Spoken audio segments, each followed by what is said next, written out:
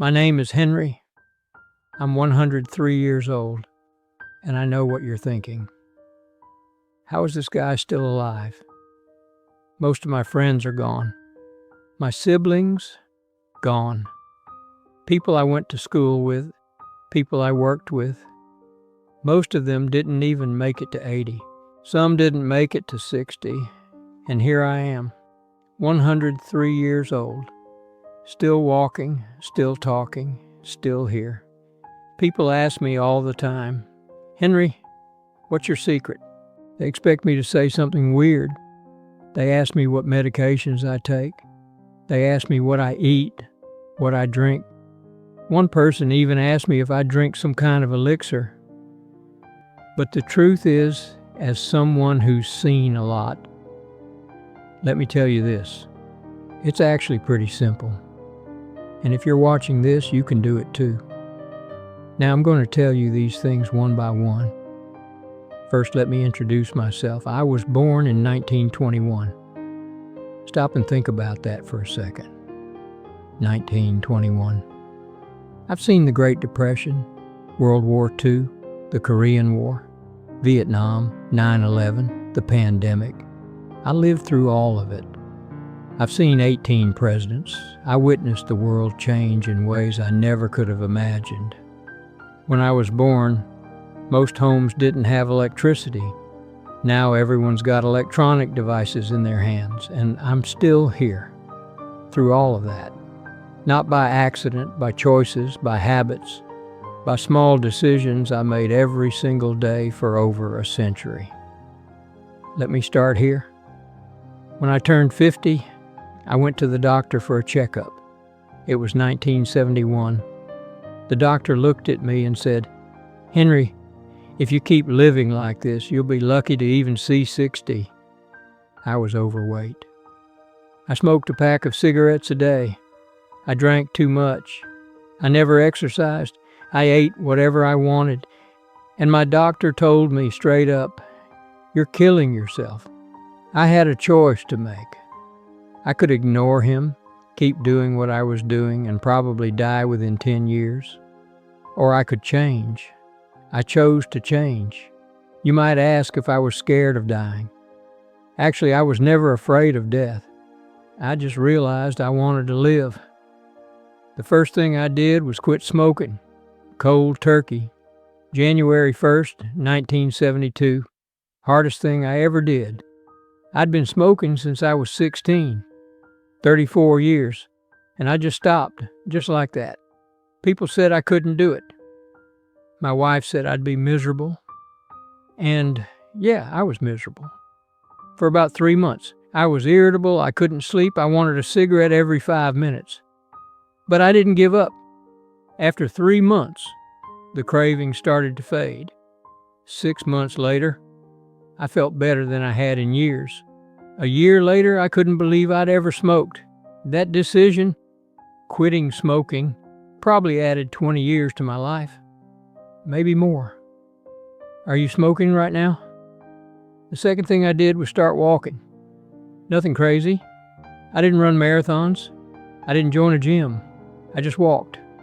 Every morning, rain or shine, I walked for 30 minutes. Around the neighborhood, in the park, didn't matter where. Just 30 minutes. But with every walk, I took deep breaths of that air. It made me feel so peaceful. And I've done this every single day for the last 51 years. Do you know what that means? Over 18,000 walks. Over 9,000 hours of walking. And my knees still work. My heart still works. My body still works. Because I kept it moving. Today, people sit all day. They drive everywhere. They take the elevator instead of the stairs. Then they wonder why they feel terrible. Your body was made to move. If you don't use it, you lose it. I'm 103 years old and I can still walk a mile without stopping. I can still climb stairs. I can still take care of myself.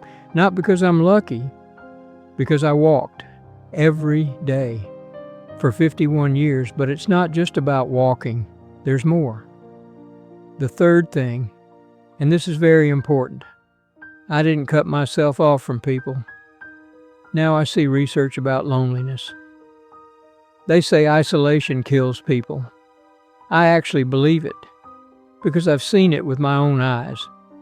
I knew people who retired, stopped seeing their friends, stopped leaving their house. They died within 5 years. What killed them was loneliness. I didn't do that. Even after my wife died 15 years ago, I didn't isolate myself. I joined a book club. I volunteered at the library. I have coffee with friends twice a week. I talk to my grandkids on the phone. I stay connected because people need people.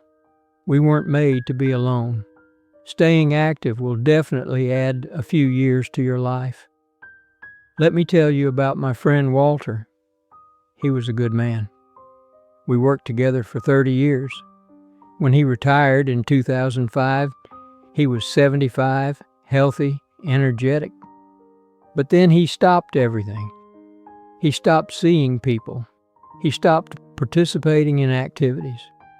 He sat at home and watched TV all day. His wife tried to get him out. "Walter, let's go for a walk. Let's visit the grandkids." He always said he was tired. Within 2 years, he started to decline. He became forgetful. He slowed down. 3 years later, he went into a nursing home. 4 years later, he was dead at 79. That wasn't old age. That was giving up. That was isolation. I see people do this all the time. They think retirement means stopping, but retirement means starting. New hobbies, new friendships, new adventures. I'm 103 years old, and I'm still learning new things. Can you believe I learned to use a computer when I was 92? I learned to video call my grandkids when I was 98. I learned these things at this age. It's never too late for anything. Never forget that. The fourth thing, and people don't want to hear this, but I'm going to say it. I eat less. I always have. Even when I was young, I ate smaller portions than most people. As I got older, I reduced it even more. Not because I'm on a diet, because my body doesn't need that much. Today, people eat 3 big meals a day. They're constantly snacking. They eat until they're stuffed. Then they ask why they're tired, why they're sick, why they're overweight. Trust me, your body doesn't need that much. I eat breakfast, a small breakfast, oatmeal, some fruit, coffee, that's it. Lunch is usually a sandwich and some vegetables. Dinner, a small portion of whatever I make. Chicken, fish, vegetables. I never have seconds. I never eat until I'm stuffed. I eat until my hunger passes, not until I'm full. That's the difference. I see around me, people consume too much fast food. I never eat it. I stay away from frozen meals, from junk food. I drink plenty of water. When I go out, I always take a bottle of water with me. How much water do you drink per day? The fifth thing, and this is the hardest, but I don't stress about things I can't control. And that's most things. You can't control the weather. You can't control what people do. You can't control the economy, politics, most of what happens in the world. Why are you worrying about them? Today I see young people. They're constantly stressed about everything, even about things that haven't happened yet, maybe things that never will. And that stress is killing them, really killing them. When I was young, I stressed about everything too. Money, work, what people thought of me. And you know what that stress got me? Nothing. It didn't change anything. It just made me unhappy. So I stopped. I decided to focus on what I could control. My behavior, my attitude, how I treated people. Everything else I let go. And my blood pressure went down. I slept better. I felt better. I understood that stress is actually poison. And it's poison we mostly create for ourselves. The sixth thing, I never lost my curiosity. I never stopped learning. I never stopped being interested in the world. Every morning I read the newspaper. I watched documentaries. I asked questions. I listened to people. Because the day you stop being curious is the day you start dying. I've seen people in their 60s who think they know everything, who think there's nothing left to learn. They're unhappy. They're bored. They're waiting to die. I'm 103 years old and I still don't know everything. And I'm okay with that.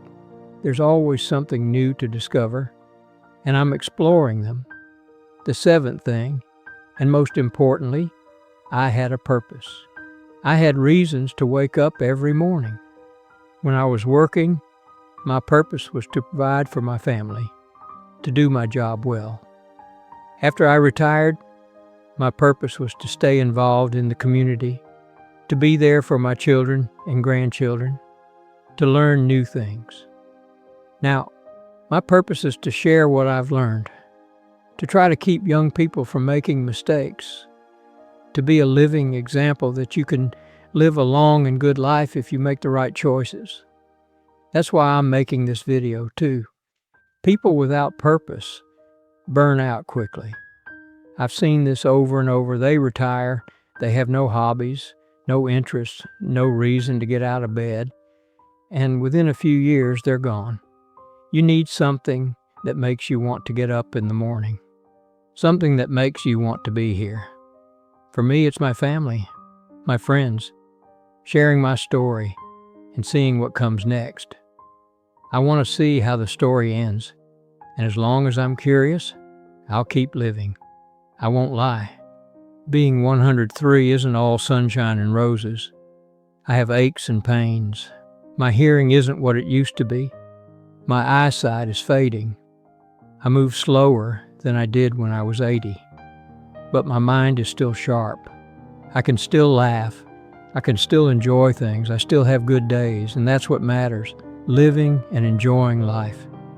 I've buried a lot of people, my parents, my siblings, my wife, most of my friends.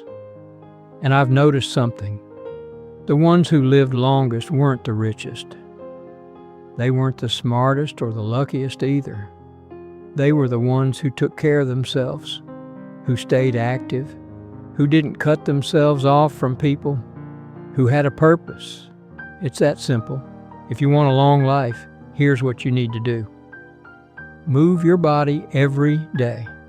Eat less. Eat better. Stay away from cigarettes and alcohol. Don't stress. Stay connected to people. Keep learning. Have a purpose. That's it.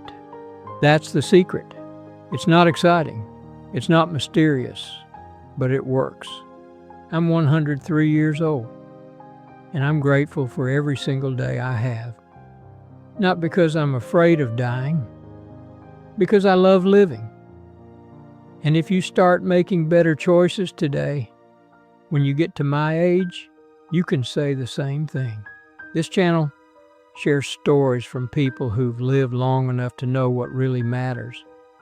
If this meant something to you, subscribe, leave a comment, tell me what you're going to change, and actually change it, because you only have one body, one life. Take good care of them while you still can.